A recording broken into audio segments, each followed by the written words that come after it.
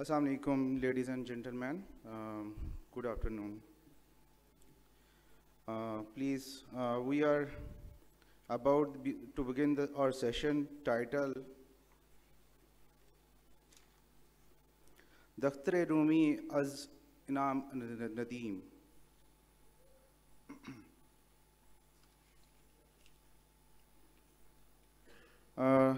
Shehzad Sharjeel Sahab, originally from Tharparkar, Sindh, hold as a postgraduate degree in international relations from the University of Karachi, and has studied at Tufts University, Boston.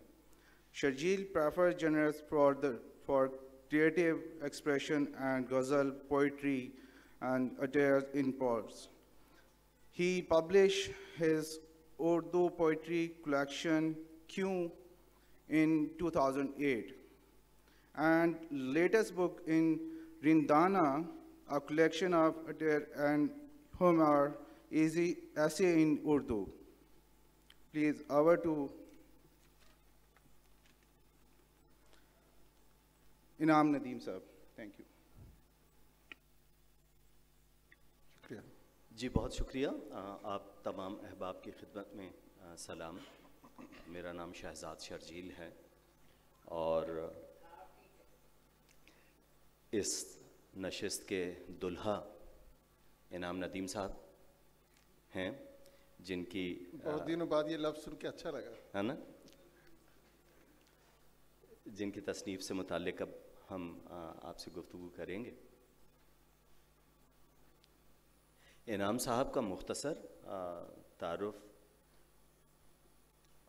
مدرس ہیں، حبیب university میں professor ہیں، اردو، پنجابی اور موسیقی کے حوالے سے درس و تدریس کی خدمات انجام دیتے ہیں. انعام صاحب مترجم کے طور پہ آج کل زیادہ جانے جاتے ہیں. اصل شناخت شاعری ہے، جس کی سند شمس الرحمن فاروقی سے حاصل کر چکے ہیں. انعام صاحب کے تراجم میں زیادہ ذکر سنائی دیتا ہے ربی شنکر بل کے ناول دوزخ نامہ، آئینہ سی زندگی اور بھیشم سہانی کی کہانیوں کا مجموعہ یا انتخاب امرتسر آ گیا. اور کل ہی میرے خیال میں ایک اور ناول جو عمر شاہد حامد کے ناول کا انعام صاحب نے ترجمہ کیا ہے، پرزنر کا ترجمہ، قیدی کے عنوان سے.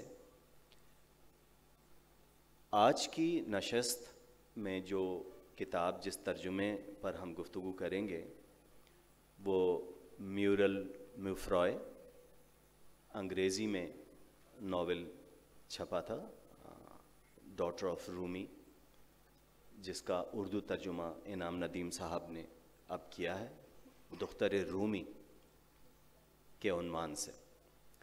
تو انعام صاحب، اگر گفتگو یہاں سے شروع کی جائے. ویسے اس نشست میں ایک دلچسپ بات یہ ہے کہ ایک آدمی تھرپارکر کا، دوسرا آدمی شہداد پور کا، اور گفتگو دختر رومی پہ ہوگی کونیا والوں پر. تو یہ بھی ایک دلچسپ پہلو اس کا ہے. انعام صاحب، جس کو کہتے ہیں نا اسپوائلر الرٹ کے ساتھ، without giving too much away about the plot, لیکن تھوڑا سا تجسس کو بڑھانے کے حوالے سے بھی کچھ ایک مختصراً ناول کے بارے میں، اس ناول کے بارے میں بتائیے، اور کس طرح بات یہاں تک پہنچی کہ آپ اس کا ترجمہ کریں. کیونکہ میوفرائے کا تو 2004 میں چھپا ہے، اب تقریباً 20 برس کے بعد اس کا اردو ترجمہ ہو رہا ہے. اس کی تحریک کیسے پیدا ہوئی، اور کچھ تھوڑا سا اگر آپ ناول کے بارے میں بھی فرما سکیں. بہت بہت شکریہ شہزاد صاحب آپ کا. بات یہ ہے کہ اس ناول کا ترجمہ کرنے کا خیال کیسے آیا. اس کے پیچھے کووڈ کار فرما ہے. جن دنوں کووڈ تھا اور یونیورسٹی بند ہو گئی اور لاک ڈاؤن لگ گیا، اور ہم لوگ گھروں پہ ہی تھے 2 سال اسی طرح سے، لگ بھگ 2 سال اسی طرح سے گزرے۔ ان دنوں یہ ہوا کہ ایسی بہت ساری کتابیں جو اس خیال سے خرید لی گئی تھیں کہ فرصت ملے گی تو ضرور پڑھیں گے، ہر اچھی کتاب دیکھ کے یہی خیال آتا ہے، اور ان کتابوں کو پڑھنے کا وقت کبھی میسر ہی نہیں آیا تھا۔ زندگی اس طرح سے ہے، اتنی مصروف ہوتی ہے۔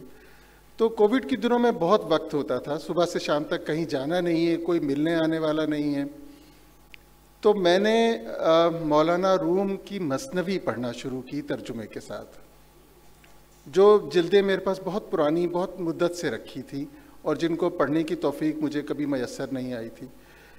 تو یہ جو فرصت مجھے میسر آئی، اور میں نے جس طرح سے تفصیل کے ساتھ مولانا کی شاعری کو پڑھا، مجھے فارسی کے ساتھ بہت معمولی سی شد بدھ تھی، صرف اتنی کہ اگر اس کے ساتھ اس کا نثری اردو ترجمہ ہو تو میں فارسی شعر کا لطف لے سکتا ہوں، کیونکہ خود برا بھلا شاعر ہوں تو شعری محاسن سے لطف اندوز ہو سکتا ہوں۔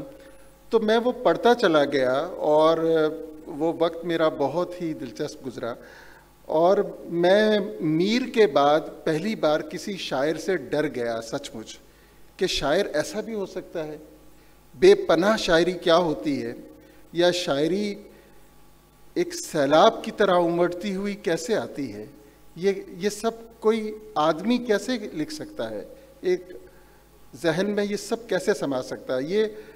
اس سے پہلے مجھے صرف میر کو پڑھتے ہوئے ایسا لگتا تھا کہ اتنا بڑا ذہن تھا میر کا شاعرانہ، اور مولانا نے تو مجھے ہلا کر رکھ دیا۔ تو مجھے ان کی صرف شاعری سے نہیں، ان کی ذات سے بھی دلچسپی پیدا ہوئی۔ پھر مجھے ادھر فکشن پڑھنے کی بہت چاٹ لگی ہوئی ہے بچپن سے، اگرچہ خود میں شعر ویر کہتا رہا ہوں، لیکن فکشن بہت پڑھا ہے، جو بھی میسر آیا سبھی، کچھ اچھا برا سب پڑھ لیا۔ تو پھر میں نے چونکہ مثنوی سے بہت ان دنوں میں پڑھ رہا تھا، تو شاید اسی وجہ سے مولانا کی ذات سے بھی دلچسپی پیدا ہوئی، اور میں نے ان کے بارے میں سب سے پہلے تو مولانا شبلی نعمانی کی جو سوانح انہوں نے لکھی ہے، مولانا کی سوانح مولانا روم، وہ پڑھی، اور پھر میں نے فکشن پڑھا، وہ الف شفق کا بہت مشہور ناول ہے، وہ بھی پڑھ ڈالا پھر۔ تو اس طرح سے مجھے دلچسپی پیدا ہوئی، اور یہ ناول جب میں نے پڑھا تو مجھے یہ بہت مختلف بھی نظر آیا، اور ان دنوں میں کچھ تراجم کر بھی رہا تھا، تو میں نے اپنے شوق سے اس کو ترجمہ کیا، یعنی کسی کی فرمائش پہ نہیں، بلکہ میرا جی چاہا تو میں نے اس کو ترجمہ کیا۔ بہت خوب۔ انعام صاحب، یہ فرمائیے کہ اس کتاب کا جو مرکزی کردار ہے کیمیا، نام کس قدر حسین ہے، کیمیا، رومی کے اہل خانہ کے سلسلے میں ان کے بیٹے سلطان ولد اور علاء الدین وغیرہ کا تذکرہ عموماً سننے کو ملتا ہے، اور شمس سے متعلق ان کے جذبات و احساسات کے حوالے سے بھی کچھ نہ کچھ معلوم ہوتا ہے۔ کیمیا کا ذکر کم نظر سے گزرتا ہے، یہ فرمائیے گا حاضرین کے لیے بھی کہ کیمیا کیا کوئی تصوراتی کردار ہے، یا کیمیا واقعی ایک تاریخی کردار ہے، ایک جیتا جاگتا کردار تھا؟ اس کے بارے میں کچھ فرمائیے گا۔ دیکھیے، ہم تو یہ فکشن کی بات کر رہے ہیں، لیکن جو حوالے یا ماخذ میری نظر سے گزرے ہیں وہ یہ بتاتے ہیں کہ یہ حقیقی کردار ہے، اور یہ لے پالک بیٹی تھیں رومی کی، اور وہ ان کے ہاں رہتی تھیں، یعنی انہوں نے ان کو بیٹی بنایا ہوا تھا، اور وہ تعلیم کی غرض سے ان کے پاس رہتی تھیں۔ یہ جو ناول ہے یہ بھی اسی کہانی کو بیان کرتا ہے کہ رومی نے ان کو گود لیا تھا، اور وہ ان کے گھر میں ان کی بیٹی کی حیثیت سے رہتی تھی۔ پھر کیمیا کا حوالہ چونکہ صرف رومی ہی نہیں ہیں بلکہ شمس تبریز بھی ہیں، کیونکہ آگے چل کے رومی نے ان کا نکاح اپنے بزرگ دوست شمس تبریز سے کر دیا تھا۔ تو یہ حوالہ بھی ایک سے زیادہ جگہ میری نظر سے گزرا ہے کہ یہ ایک حقیقی کردار ہے، لیکن یہ بات ہمیشہ میں سمجھتا ہوں ملحوظ خاطر رہنی چاہیے کہ فکشن لکھنے والے حقائق کو شاید پوری طرح سے ذہن میں رکھ کر نہیں لکھتے، ان کو اپنے فکشن کے اعتبار سے اس کو آگے پیچھے ضرور کرتے ہیں. تو جو واقعات اس ناول میں درج ہیں، میں سمجھتا ہوں یہ بالکل ضروری نہیں کہ بعین ہی اسی طرح تاریخ میں وہ سب واقعات پیش آئے ہوں. تو اس اعتبار سے یہ کوئی تاریخی ناول نہیں ہے. البتہ یہ ضرور ہے کہ بعض تاریخی واقعات حقیقی کرداروں کے گرد بنا گیا یہ ناول ہے، اور اس میں اضافے بھی کیے گئے ہوں گے اور کہیں شاید کمی بھی کی گئی ہوگی. جی درست. تراجم ایک نہایت دلچسپ میدان ہے. ہم عموماً ترجمہ ان تحریروں کا یا ان کتب کا پڑھتے ہیں جن زبانوں سے ہم واقف نہیں ہوتے. مثلاً ربی شنکر بل کا بہت مشہور ناول دوزخ نامہ، بنگلہ تو ہم بدقسمتی سے جانتے نہیں. انہوں نے کتاب بنگلہ میں لکھی تھی، پھر انگریزی میں ترجمہ ہوئی اور انعام صاحب نے اس کا اردو میں ترجمہ کیا. یہ بڑی دلچسپ بات ہے کہ دوزخ نامہ انگریزی میں میری نظر سے گزری، تو بہت ہی شاندار کہانی ہے. اور اس میں ایک بہت دلچسپ پہلو یہ ہے کہ ہر چیپٹر کی شروعات فارسی کے اشعار سے ہوتی ہے. تو یہ سوچنا کہ ایک شخص جو بنگلہ میں سوچتا ہے، بنگلہ میں لکھتا ہے، اس کی کتنی دلچسپی ہوگی اردو سے، فارسی سے، کیونکہ دوزخ نامہ کا جو عنوان ہے وہ منٹو اور غالب کے حوالے سے ہے، تو اس شخص کو اردو میں کتنی دلچسپی ہوگی. اور ہر چیپٹر شروع ہوتا ہے ایک فارسی شعر سے، اساتذہ کے اشعار سے، تو اس کو فارسی سے کتنی دلچسپی ہوگی. مگر ایک عجیب و غریب صورتحال اس میں یہ پیدا ہوئی کہ چونکہ بنگلہ زبان میں اس کے حروف تہجی میں کچھ آوازیں اردو فارسی سے مختلف ہوتی ہیں، تو وہ اشعار غلط نقل ہوئے. اتنی شاندار چھپی ہوئی کتاب ہے کہ آدمی دنگ رہ جاتا ہے یہ دیکھ کر کہ اتنی شاندار چھپی ہوئی کتاب میں اتنی اغلاط اور ہر صفحے پر. تو اب اس کا کیا کیا جائے؟ تو کبھی ہم اپنے اخبار کی نوکری کے سلسلے میں ایڈیٹنگ کی عادت پڑی ہوئی ہے، تو اس کو ایڈٹ کرنا شروع کر دیا، اشعار درست کرنے. انگریزی ترجمے میں اس کے اشعار درست کرنے شروع کیے، تو کچھ تو مل جاتے ہیں، کچھ نہیں ملتے. تو بہت دقت کا سامنا تھا. تو معلوم ہوا کہ اس کا اردو ترجمہ ہوا ہے. میں نے کہا کہ اب کیا کیا جائے. انعام ندیم صاحب کو ڈھونڈا، میرا تعارف ان سے یوں ہوا تھا. ویب سائٹ پہ حبیب یونیورسٹی کے جا کے ان کا ای میل ایڈریس دیکھا. ان کو میں نے کہا ایک ای میل لکھ دینے میں کیا ہے، مطلب کیا نقصان ہے، دیں گے جواب تو دے دیں گے. اس میں نے ان سے یہ پوچھا کہ آپ اتنا فرما دیں کہ آپ نے جو اردو ترجمہ کیا ہے دوزخ نامہ کا، کیا اس میں ان فارسی اشعار کو آپ نے درست کر کے ڈالا ہے یا انہیں آپ نے چھوڑ دیا ہے تاکہ میری مشکل آسان ہو جائے. تو انہوں نے ایک آدھ دن میں مجھے اس کا جواب دیا، جس سے مجھے بہت خوشگوار حیرت ہوئی. اور انہوں نے کہا کہ نہیں، وہ میں نے درست کر کے اس کے اندر لکھے ہیں، بلکہ ان کا ترجمہ بھی شامل کیا ہے. تو میں نے انگریزی کتاب وہیں پر، جسے ہم کہتے ہیں پنجابی میں، ٹھپ دی. اور اس کو ٹھپنے کے بعد میں گیا کتب فروش کی دکان پہ اور اس اردو ترجمہ لے کر آیا. تو وہ آپ دیکھیے، اس میں وہ تمام فارسی اشعار درست نقل کیے ہیں اسناد کے ساتھ، اور زبردست کام یہ کیا ہے کہ ان کا اردو ترجمہ بھی انعام صاحب نے اس میں شامل کیا ہے. تو ترجمے کے حوالے سے یہ بہت ہی ایک خوبصورت چیزیں آپ کو بعض مرتبہ پیش آتی ہیں. انعام صاحب، اگر آپ کی اجازت ہو تو کوئی ایک آدھ میں نمونے کے طور پہ بتاؤں.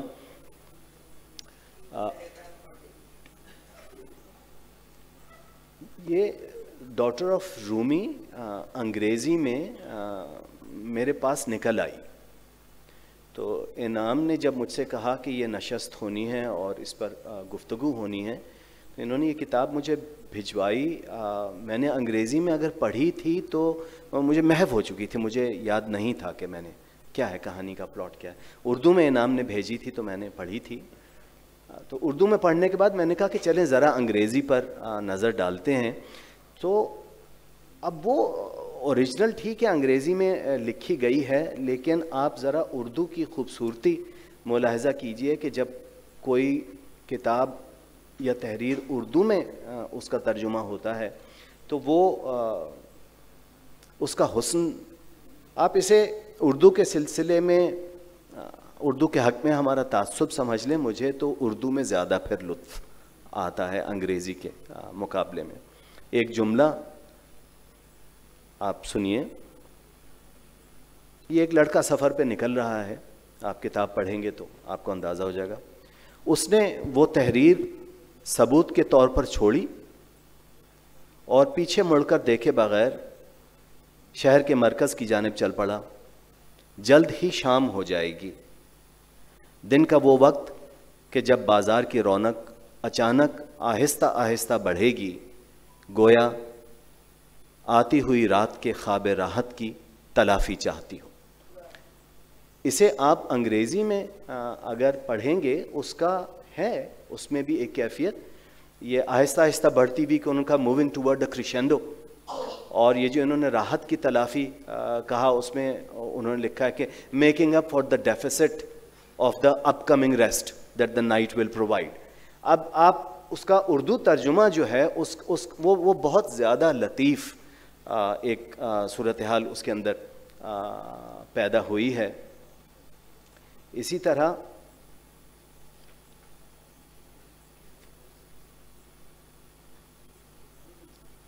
ذرا ایک تو مختلف مذاہب, مختلف بلیف سسٹمز کی بیک وقت ایک جگہ پر یکجا ہونا اور رواداری, اس کو دیکھیے گا, اور ذرا اردو زبان میں ترجمے سے اس میں خوبصورتی کیا پیدا ہوئی ہے. ایودھیا سر جھٹکنے لگی, ان کے جنازے میں کوئی عیسائی پادری تک نہیں تھا. اس نے سوچا اور دوبارہ اس کی آنکھوں میں آنسو آ گئے. لیکن آج کل یہی ہو رہا ہے. فادر جانتے تھے کہ ان کی جگہ کوئی نہیں لے گا, اور یہ کہ ایک دن گرجا متروک ہو جائے گا, حتیٰ کہ وہ خود بھی عبادت کے وقت یسوع مسیح اور حضرت محمد صلی اللہ علیہ وآلہ وسلم میں فرق کرتے ہوئے گڑبڑا جاتی. بے شک وہ اب بھی کنواری مریم سے دعا مانگنے جاتی تھی, لیکن گاؤں کی زیادہ تر عورتوں اور مردوں کی طرح وہ گاؤں کی نو تعمیر شدہ مسجد میں جمعے کی نماز بھی پڑھتی تھی. قدیم اور جدید میری بنائی میں اون کے رنگین دھاگوں کی طرح ہیں. ایودھیا نے سوچا, کیا آخر میں کوئی نمونہ ابھرے گا؟ یہ اردو کی خوبصورتی ہے. اگر انگریزی ناول آپ کی نظر سے گزرا بھی ہے تو میرے خیال میں آپ اردو ضرور پڑھیے. انعام صاحب, آپ یہ فرمائیے گا کہ اس خاص ترجمے کے سلسلے میں کوئی خاص چیلنج, کوئی خاص صورتحال درپیش ہوئی ہو؟ میں آپ سے عرض کروں شہزاد صاحب, میں نے اب تک جتنی کتابوں یا ناولوں کے ترجمے کیے ہیں اس میں ایک بات آپ شاید خصوصیت کے ساتھ دیکھیں گے کہ وہ سارے ناول ایسے ہیں جو یا تو مسلم معاشرت پر مشتمل دکھائے گئے ہیں یا ہندوستانی معاشرت ہے, تاکہ وہ انگریزی سے اردو میں جب آئیں تو شاید زیادہ بھلے معلوم ہوں, کیونکہ جس سماج کے بارے میں وہ لکھے گئے ہیں اس کی زبان تو یہ ہے. شاید یہی وجہ ہے کہ آپ ایسے لوگوں سے یا کشور آپ ایسے لوگوں سے مجھے داد مل گئی, ورنہ شاید میں اگر کسی امریکی ناول کا ترجمہ کرتا جو امریکہ کے نیو یارک میں رہتے ہیں تو اس میں کیا تیر مار لیتا. اتنی انگریزی تو آج کل سبھی جانتے ہیں کہ اس کو انگریزی میں پڑھ کے لطف اٹھا لیں.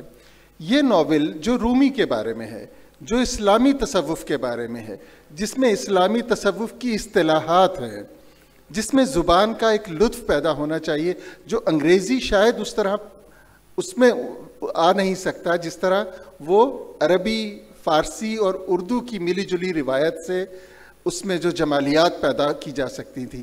شاید یہی وجہ ہے کہ میں نے اس کو منتخب کیا ہے اور وہ ہنر دکھانے کی اپنے بھر کوشش کی ہے کہ جو ہماری زبان کی جمالیات ہیں, جو ہماری زبان کی خوبصورتی ہے, میں اس کو اجاگر کر سکوں, اس محاورے کو قائم کر سکوں اس میں.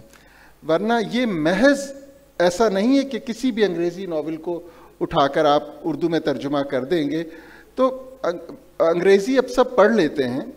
یہ ناول اردو میں آ کر شاید زیادہ قریب معلوم ہوگا لوگوں کو, وہ اس کو زیادہ اس سے شاید زیادہ لطف لے سکیں گے. یہ میرا مقصد تھا. چیلنج کی جہاں تک بات ہے تو اس معاملے میں مجھے ایک کیا کہہ لیجیے ایک مرض لاحق ہے کہ پریشانی اٹھائے بغیر کوئی کام کرنا نہیں ہے. تو جو بھی واقعات ہوتے تھے میری کوشش ہوتی تھی کہ میں ان سے متعلق جو دوسرا اردو میں ٹیکسٹ موجود ہے میں اس سے ضرور رجوع کروں تاکہ میں زبان اور اصطلاحات سے واقف ہو سکوں. مثال کے طور پر وہاں ایک مقام ہے جس میں دکھایا ہے کہ جہاں صوفیہ رہتے ہیں, اس مکان, وہ ایک مکان, اس نے اس کو صرف مکان لکھا ہے. لیکن میں نے مولانا شبلی کے ہاں پڑھا تھا کہ صوفیہ جہاں رہتے تھے اس مکان کو زاویہ کہا جاتا تھا, تو میں نے وہاں زاویہ لفظ لکھا. یہ لفظ میں وہاں سے لایا جو کہ اصل میں اسی لفظ, لیکن انگریزی میں اتنی باریکی نہیں آئی. تو اس طرح کی جو تحقیق یا جستجو جسے آپ کہہ لیجئے, یا جہاں جہاں اب انگریزی میں ناول ہے تو انہوں نے کیا کیا کہ جہاں جہاں رومی کے اشعار ہیں وہاں بھی رومی کے اشعار انگریزی میں ہی آ گئے. تو اب میرے لیے یہ دشوار نہیں تھا کہ ان انگریزی کی چند لائنوں کو اردو میں ترجمہ کر دوں, لیکن میں نے اس کے لیے جس طرح بھوسے میں سوئی ڈھونڈی جاتی ہے, میں نے ان انگریزی کی چند سطروں سے اصل فارسی متن تلاش کیا اور فارسی متن اس میں قائم کیا اور نیچے اردو ترجمہ دیا. تو یہ جو ککھیڑ اٹھانا ہے یہ ضرور میں سمجھتا ہوں کہ ایسی چیز ہے کہ جو میں خود اپنے لیے اس راہ کو مشکل بھی بناتا ہوں, لیکن مجھے اس میں لطف آتا ہے. بہت شکریہ. اب آپ دیکھیے کہ اس نشست کا ایک فائدہ تو یہ ہوا کہ مشتاق احمد یوسفی کے بعد آپ نے کھکھیڑ آج بہت زمانے کے بعد سنا ہوگا. میں کتاب دیکھ رہا تھا انعام صاحب کی, تو وہ جو بات ہوتی ہے کہ کسی بھی تحریر کو کسی بھی کتاب سے لطف اندوز ہونے کے, اس سے سمجھنے کے مختلف سطحیں ہوتی ہیں, مختلف مراحل ہوتے ہیں. جیسے انہوں نے رومی کا ذکر کیا کہ رومی کا بہت ذکر ہوتا ہے تصوف کے حوالے سے, ہمارے یہاں بھی مغرب میں بھی.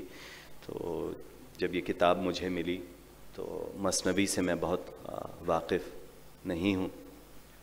میں نے کہا چلے کچھ یہ کتاب تو پڑھتے ہیں لیکن کچھ جن موصوف سے متعلق ہے مثنوی سے متعلق بھی کچھ معلوم کرنے کی کوشش کی جائے. ایک لیکچر سیریز ہے بہت مشہور عبد الوحید مراد کی مثنوی سے متعلق.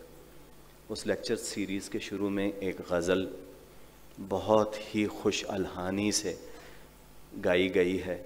آپ فارسی جانتے ہوں نہ جانتے ہوں, آپ کو مثنوی سے یا رومی سے کوئی دلچسپی ہو یا نہ ہو, آپ اس غزل کے اور اس کے الحان کے خوبصورتی سے یا سحر سے نہیں نکل سکیں گے. اس کا ایک شعر بہت بار بار ریپیٹ ہوتا ہے, مرغ باغ ملکوتم نیم از عالم خاک. مرغ باغ ملکوتم نیم از عالم خاک, دو سه روزی قفس ساختند از بدنم. میں جنت کا پرندہ ہوں, عالم خاک سے میرا کوئی تعلق نہیں ہے, اور یہ 2-4 دن کی قید ہے جو اس جسم میں ہے, اس کے بعد تو مجھے اس سے نکل جانا ہے. عدم کا جان لیوا شیر, جھاڑ کر گرد غم ہستی کو اڑ جاؤں گا میں, بے خبر ایسی بھی ایک پرواز آتی ہے مجھے. یہی بات اردو میں. تو یہ جو بات چل رہی ہے کہ آپ ترجمہ پڑھنے بیٹھتے ہیں تو اس سے متعلق آپ کو کئی سطحوں پر بہت لطف حاصل ہوتا ہے. انعام صاحب نے ابھی کھکھیڑ کا لفظ استعمال کیا ہے. اس کتاب میں ایک ایک نیا ٹرم جو مجھے سیکھنے کو ملا. اس نے دیکھا کہ اس کا دوست تھیوفینس، جس کے ساتھ اس نے ایک عیسائی راہب سے لکھنا پڑھنا سیکھا تھا، حسب معمول ہاتھوں میں دفتیاں تھامے اس کے سامنے کھڑا تھا. یہ دفتیاں سے میں واقف نہیں تھا، فولڈر یا گتے کی فائل دفتیاں. تو یہ انعام صاحب آپ کا بہت شکریہ کہ آپ نے نئے لفظ سے متعارف کروایا ہمیں. اس نشست سے فائدہ اٹھاتے ہوئے آپ کے دیگر تراجم پر بھی میں کچھ گفتگو کرنا چاہوں گا. سوال جواب کے لیے کہا جائے. چلیے ہم سوال جواب کی جانب چلتے ہیں.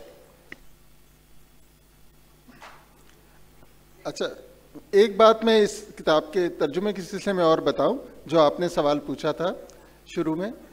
اصل میں جب میں نے بتایا کہ کووڈ کے زمانے میں دلچسپی مجھے ہوئی تو میں نے شروع کیا. اس سے پہلے کی بات ہے کہ آصف صاحب نے مجھے بتایا، آصف صاحب حیات تھے، اور میں نے ان کو فون کیا کہ آصف صاحب اس طرح میں ایک کتاب پر کام کرنے کا ارادہ ہے. تو آصف صاحب ایک دم چونکے اور مجھے کہنے لگے، تم جانتے ہو اس کتاب کا ترجمہ فہمیدہ ریاض کرنا چاہتی تھی؟ تو میں اب چونکنے کی باری میری تھی.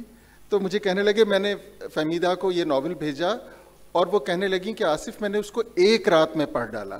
وہ اتنا شاندار ناول ہے اور میں بیمار ہوں، میں جیسے ہی ٹھیک ہو جاؤں گی میں اس ناول کا تمہارے لیے ترجمہ کروں گی. تو فہمیدہ تو نہ کر سکیں ترجمہ، لیکن میں ان کو ڈیڈیکیٹ کرتا ہوں کہ یہ ایک طرح سے ہم سب کی پسندیدہ رائٹر تھیں وہ. اور پھر میں نے اس پر کام شروع کیا، اس ترجمے پر. تو سوال جواب اگر کوئی.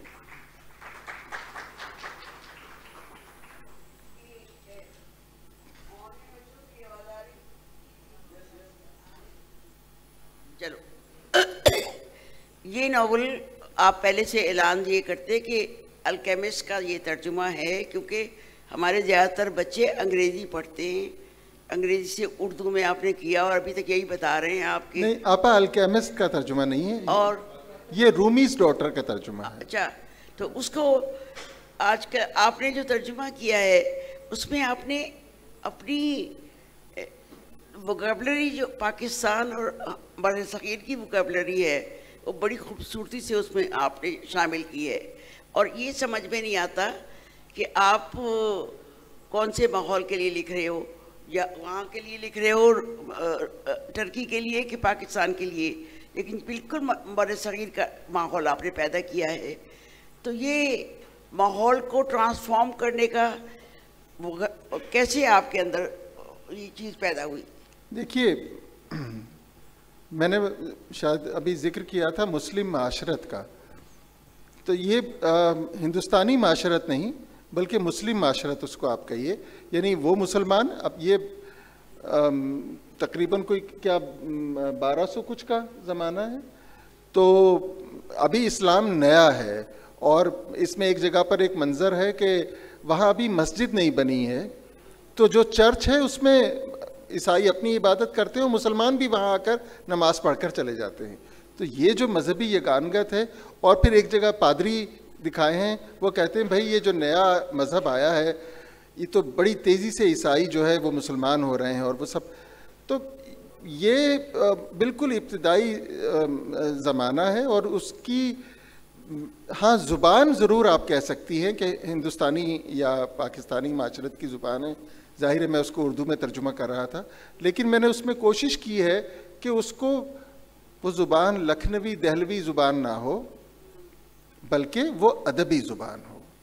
تو ادب، ابھی جو شہزاد صاحب نے 2-3 ٹکڑے آپ کے سامنے پڑھے، اس میں قصداً اس بات سے احتراز کیا گیا ہے کہ ایسے چلتے ہوئے لفظ نہ آئیں. اب دفتی کا لفظ تھا، جیسے مثال کے طور پر اس نے جرنلز جو ہوتے ہیں ہاتھ میں، کاپیاں، کتابیں، اس طرح کے. تو یہ لفظ ہمارے ہیں، ہم نے آپ ہی لوگوں کی لکھی ہوئی تحریروں میں پڑھے ہیں اور وہیں سے سیکھا ہے. تو میں تو سمجھتا ہوں کہ میں نے اپنے بھر تو کوشش کی ہے کہ اپنی زبان کے حسن کو اجاگر کر سکوں.